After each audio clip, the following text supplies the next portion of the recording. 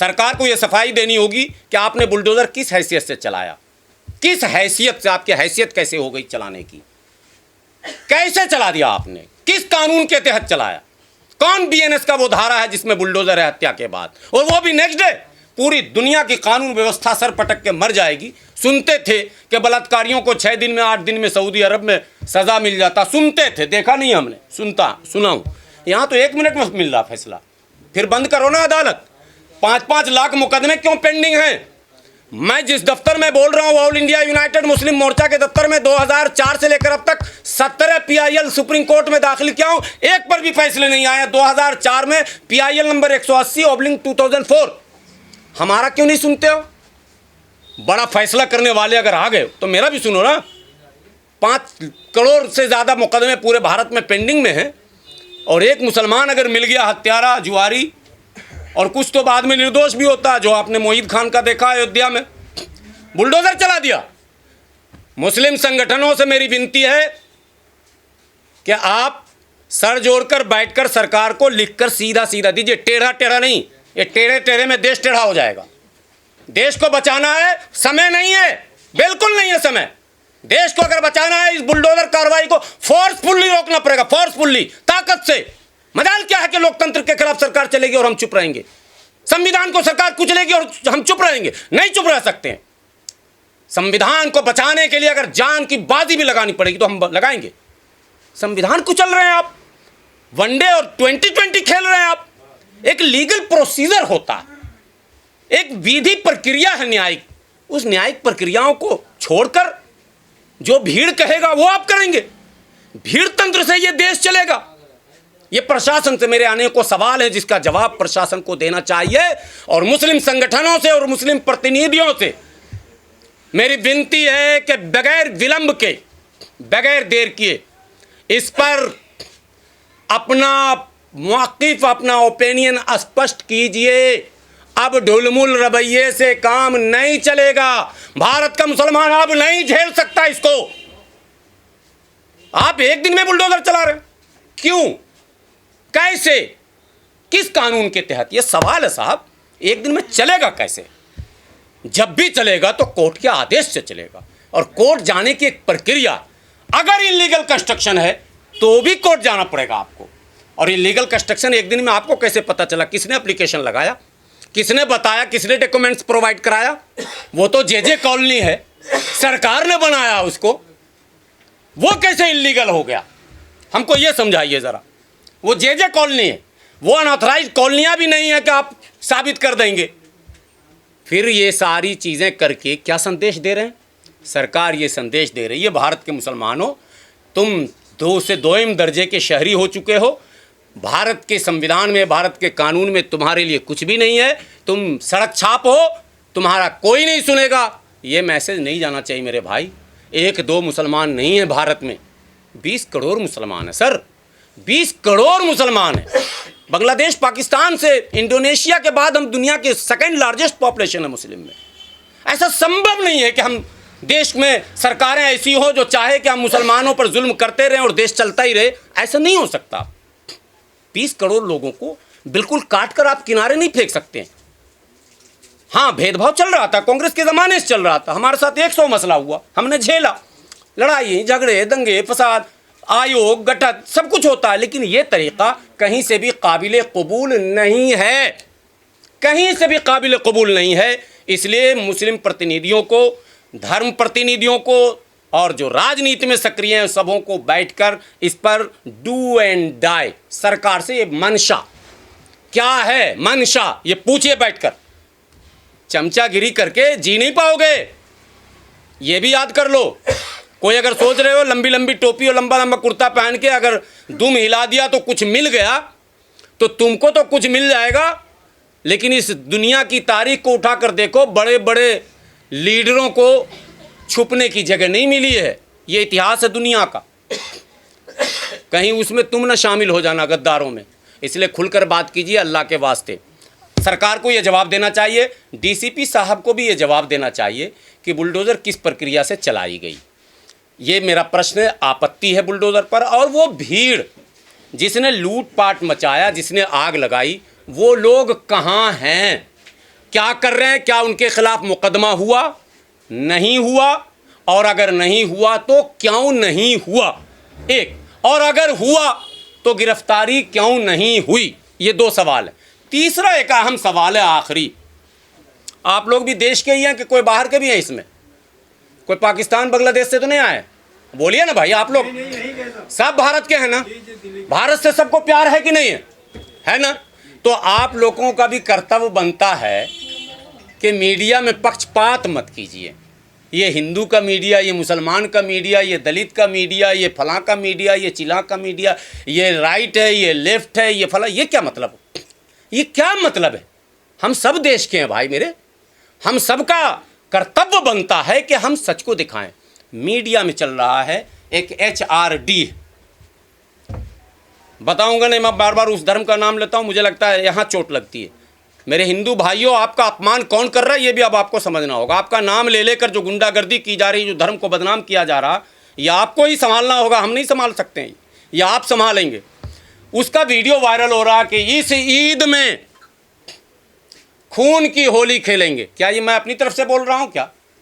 वो वीडियो आप लोगों ने सुना कि नहीं सुना? सुना आप लोगों ने वीडियो? कौन शर्मा है वो जो ये बयान दे रहा है? HRD का नेता है, HRD उसका छपा हुआ टी-शर्ट में, ठीक है, और वो कह रहा है कि रोज़ा रखने नहीं दूंगा, नमाज पढ़ा। वो उत्तम नगर में कह रहा, उसी घटना स्थल से 100 मीटर की दूरी पर कह रहा, ललित शर्मा। और वो कह रहा है कि इस बार किसी कीमत पर मुसलमानों को ईद की नमाज पढ़ने नहीं दूंगा, अगर निकल गया घर से तो मैं खून की होली खेलूंगा। ललित शर्मा पर FIR हुआ, गिरफ्तारी हुई, नहीं हुई तो क्यों नहीं हुई? अब और बताता हूँ। कुछ चैनल हमारे यहाँ भी हैं, वो भी कहते हैं हम मुस्लिम चैनल हैं। उसका एक खबर, उसकी एक खबर मैं दिखाता हूँ। क्या कहते हैं? मुस्लिम चैनल है। चलिए साहब, ये भी दुर्भाग्य है इस देश का कि चैनल भी हिंदू मुसलमान हो गया, तो अब बचेगा क्या? अब तो ऊपर वाला ही बचाएगा, हम लोगों को तो बच पाएंगे, वरना बहुत मुश्किल दौर से हम गुजर रहे हैं। जब चैनल कहने लगे कि हम मुस्लिम चैनल हैं, हिंदू चैनल हैं, सिख चैनल हैं, ईसाई चैनल हैं, तो ये मुस्लिम चैनल वाले का देखिए, आप भी हंसिएगा, ठीक है। ये लिखता है इस ईद पर हम खून की होली खेलेंगे। उत्तम नगर में हिंदू रक्षा दल के सदस्य ललित शर्मा ने मुसलमानों के कत्लेआम का किया खुला आह्वान। यहाँ मौजूद लिंक पर क्लिक करके मिल्लत टाइम्स को दान दें, मदद करें। तौबा अस्तगफार ला हौल वला कुव्वत इल्ला बिल्लाहिल अलील अज़ीम। मैं आपने पढ़ा नहीं पूरा लगता। यहाँ मौजूद लिंक पर क्लिक करके मिल्लत टाइम्स की आर्थिक मदद करें। दोनों तरफ वो गैंग आ गया ना, आया कि नहीं आया? उधर भी एक गैंग है, इधर भी एक गैंग है। अबे तुमको खबरें ऐसी चलानी चाहिए जिसमें सच्चाई खुलकर आती, लोग सुनते समझते, FIR होता। अच्छा, इसने ये भी चला दिया कि हमारी खबर से तो पूरी दिल्ली हिल गई और पुलिस हिल गया और DCP हिल गया, सब बस न्याय मिल भी गया, समझो हो ही गया फतेह, बस हमारी मदद करो। हर आदमी न्यूज़ चलाने में लगा है और ये मिल्लत टाइम्स जो है क्लिक करके हमारी आर्थिक सहयोग करें। ये तो मुस्लिम का हो गया। इसी तरह से हमारे हिंदू भाइयों में भी कुछ भोले भाले भाई ऐसे हैं जो खबर चला के यही लिखते हैं नीचे, हिंदू की रक्षा के लिए नीचे क्लिक कर पैसा दें। अच्छा, तुमको चंदा देंगे तो हिंदू का रक्षा होगा, असली खेल तो यहाँ। अब समझ में बात आई कि नहीं आई? चंदा लेने वाले ये गैंग है दोनों तरफ। मेरे देश के लोगों, ये चंदा और धंधा गैंग से इस देश को बचाओ, मुक्त करो, वरना देश बर्बाद हो जाएगा। तुम्हारी भावनाओं पर खेल कर ये करोड़पति बनना चाहते हैं, तुम्हारी भावनाओं को भड़काकर आग चाहते हैं लगी रहे ताकि हम सेकते रहें। नो, आग बुझनी चाहिए और हर दिल में प्यार की आग लगनी चाहिए। हिंदू हो मुसलमान हो सिख हो, सड़क पर चलते हैं ना मोटरसाइकिल से, पीछे से आवाज़ आती है वो स्टैंड लगा हुआ है, स्टैंड। वो नहीं भी उसको पता होता कि हिंदू जा रहा है, मुसलमान जा रहा, सिख जा रहा, ईसाई जा रहा। वो स्टैंड उठाना क्यों बोलता पता? ह्यूमैनिटी। वो बोलता मानवीय पहलू, अगर स्टैंड लगा रह गया, कभी टर्न लिया तो एक्सीडेंट हो जाएगा। ये भारत का स्वभाव है। ये तेल खत्म हो जाए अगर बाइक में, आपके पीछे दूसरा बाइक आकर फौरन रुकता है, भाई साहब क्या हुआ? तेल खत्म। तेल मैं दे नहीं सकता हूं, मगर तेल यानी पेट्रोल पंप तक आपको पहुंचाने में सहयोग कर सकता हूं। और सैकड़ों वीडियो हमने देखे कि अपने पीछे पांव से पुश करता हुआ बंदा लेकर जा रहा। आपने देखा होगा वो ठेली गाड़ी जब पुल पर चढ़ता है ढलान पर, बाइक वाले उसको हेल्प करके ले जाते हैं। कोई पूछता है धर्म? कोई जाति पूछा वहां? फिर ये जाति और धर्म क्यों? इसका मतलब ये चंदा और धंधा का खेल है, और इस पर सरकार भी तमाशा बीन अगर रहेगी तो ये खेल कभी कभी खेल कर जाएगा। यही डर हमको सता रहा। हम दूर तक देख रहे हैं, आप नज़दीक तक देख रहे हैं। आप तो देख रहे हैं कुछ लोगों का रोजी रोटी चल रहा, लेकिन हम दूर तक देख रहे हैं देश में कहीं सिविल वार ना शुरू हो जाए। मसला छोटा नहीं है, सोच बदलने में देर नहीं लगती। मैं बोलता हूँ, मुझे लगता है मेरी भी गिरफ्तारी हो सकती है, लोग इसको थ्रेट में ले सकते हैं। मैं थ्रेट कुछ भी नहीं दे रहा हूँ, मैं सत्य बोल रहा हूँ, यही सच है। मैं दोनों समाज के बीच बैठता हूँ, हमारे सैकड़ों मित्र हिंदू हैं, वो भी यही कहते हैं कि अगर ऐसा चला तो ऐसा मसला हो जाएगा कि एक दूसरे के खून का लोग प्यासा हो जाएगा। आप इसको सीरिया बनाना चाहते हैं? हमारे बहुत बड़े संत हैं, बहुत बड़े संत, उनसे बेहतरीन प्रवचन मैंने किसी का नहीं सुना, जिनकी आवाज़ में कभी हमने साउंड जोर का भी नहीं देखा। श्री श्री रविशंकर जी, आप लोगों ने नाम सुना? उनका कथन था कि इस देश को सीरिया बनाने से रोको। संतों को चिंता है, आपको चिंता नहीं। आप सत्ता पर बने रहने के लिए वर्ग विशेष को खुश करना चाहते हैं, और कौन खुश हो रहा? जो खुश हो रहा उसका भी नंबर लग रहा। जब कोई जाति, कोई धर्म हिंसक हो जाता है ना, किसी चीज़ की आदत, जैसे नशे की लत अगर किसी को लग जाए और नशा बंद हो जाए तो क्या होगा? बिहार में शराब बंद, आप लोग को पता है ना, लेकिन शराब मिल रहा। क्यों? जिसको लत लगा वो कहीं से भी लाएगा, नेपाल से लाए, बंगाल से लाए, उत्तर प्रदेश से लाए, झारखंड से लाए। ये जो मारने वाला गैंग है, HRD, DRD, BRD, अलदल बलसल, इसको अगर आदत लग गई ना लिंचिंग की और मारने की, तो मुसलमान तो आत्मरक्षा के इंतज़ाम में रहेगा, बच बचा के चलेगा। दुकान आप नहीं खोलने दीजिएगा तो नहीं खोलेगा, लेकिन बाकी तो खोलेगा। इसको तो आदत पड़ी हुई मारने की, ये फिर दूसरों को मारेगा, अपने भाई को मारेगा। चूँकि आदत बहुत ख़राब चीज़ होती है, नशे की आदत जो होती है ना, ये छूटती नहीं है। मेरे भाई, इस आदत को रोको। ये क्या तुक है कि जबरन आप थोप रहे हो, जबरन मुसलमानों को आप मैंने प्रोवोक कर रहे हो, जबरन उनके खिलाफ माहौल बनाओ, जबरन। कोई मतलब ही नहीं हमारे खिलाफ माहौल बनाने का, बोलने का कोई तुक ही नहीं, कोई लॉजिक ही नहीं। अरे भाई, जो स्वाभाविक चीज़ें हैं वो तो होती रहेंगी, पहले भी हुई हैं, आज भी हुई हैं, कल भी होंगी। स्वभाव को कोई बदल सकता है? ये सारी बातें तो एक जगह हो गए। अब मुसलमान सवाल कर रहा सोशल मीडिया पर, जो सवाल मैं कह दूँ, अब तक तो मैं अपने हिंदू भाइयों के लिए कह रहा था लगातार कि वो दल कहाँ गए, जो हिंदुओं को क्यों नहीं न्याय दिला रहे हैं। अब सवाल सरकार से फिर है कि लखनऊ में ही एक मुस्लिम बच्चे, अबोध बच्चे, ये लीजिए 12 साल का नन्हा रोजेदार जिसके सिर में गोली मार दी गई, यूपी के लखनऊ, उनैस खान के हत्यारे के घर पर कब बुलडोजर चलेगा मैं नहीं कह रहा हूँ, सोशल मीडिया पर मुस्लिम पूछ रहा। ठीक है, फिर देखिए पुणे में हिंदुत्ववादी गुंडे ने, ये मैं बार बार लोगों से कह रहा हूँ यार, हिंदुत्ववादी गुंडे नहीं लिखना है, या आप हिंदू धर्म को क्यों इसके साथ इंक्लूड कर रहे हैं? सभी लोगों को मैं बार बार फेसबुक पर मुस्लिम बच्चे को गोबर खाने पर मजबूर किया, थप्पड़ मारे, गालियां दी, नतीजा कोई गिरफ्तारी नहीं, कोई राष्ट्रीय आक्रोश नहीं, कोई ट्रेंडिंग नहीं, कोई हैशटैग नहीं, कोई प्राइम टाइम डिबेट नहीं। अब कल्पना करो अगर कोई मुस्लिम किसी हिंदू को कुछ खिला देता प्रतिबंधित चीज़ तो क्या होता? ये मुस्लिम सवाल कर रहा। सूरत के डिंडोली स्थित स्वामीनारायण मंदिर परिसर के बाथरूम में 2 युवतियों के शव मिले, दोनों हिंदू युवतियां थी। किसने मारा, किसने हत्या की? कोई धरना प्रदर्शन आंदोलन नहीं।